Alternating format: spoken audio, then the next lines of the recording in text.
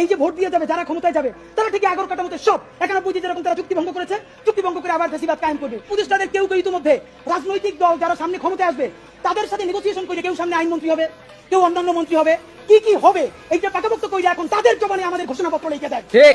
এখন সেই ক্ষমতায় যারা আসবে সেই দলের মুখপাত্র হয়ে তারা এই সরকারের মধ্যে কাজ করে।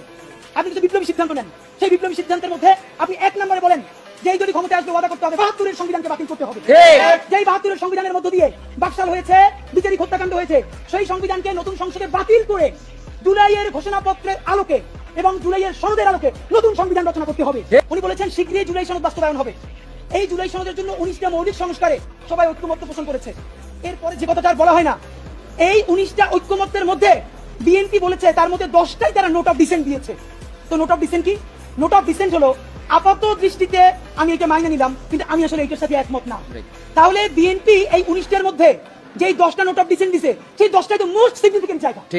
তাহলে বিএনপি সরকার গঠন করার পরে এর একটাও যদি বাস্তবায়ন না করে তাহলে আমরা কেন বিএনপিকে ধরবো বলেন? মানে আইনি বাধ্যবাধকতা কোথায়? বিএনপি তো তখন বলবে কেন ভাই আমি তো বলেই দিয়েছি স্বাক্ষর করার সময় যেখানে আমার দ্বিমত আছে, এখন আমি এটা পারতেছি না বাস্তবতায়।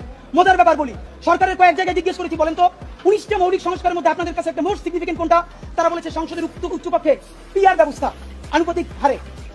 এবং আপনাদেরকে জানাই রাখি সংসদের উচ্চকক্ষে যে পিআর বিএনপি এখানে নোট অফ ডিসেন্ট দিয়েছে। এই সংসদের উচ্চকক্ষে বিএনপি যে নোট অফ ডিসেন্ট দিয়েছে এটাও যদি সে বাস্তবায়ন না করে তাহলে আমরা মানে আপনি ভাবেন আমরা কি কারণে ঠিক কোন কারণে আমরা এখন এই কথাগুলোকে বিশ্বাস করবো? রাজনৈতিক দলগুলোকে তারা ইন্টারিম থাকা অবস্থায় আমাদের চোখের সামনে 47কে নাই করে দিল, পিলখানাকে নাই করে দিল, শাপলাকে নাই করে দিল, নিরপেক্ষ সড়ক আন্দোলনকে নাই করে দিল, বিচারিক হত্যাকাণ্ডের কথা তারা বললো না। যেই তারা ক্ষমতার মসনদ পেয়ে যাবে এই কথা বলার পর যে আমরা আবার জেলে যাবো না তার প্রমাণ কি আপনাদেরকে বলবো? তাহলে আপনারা এটা কি চান?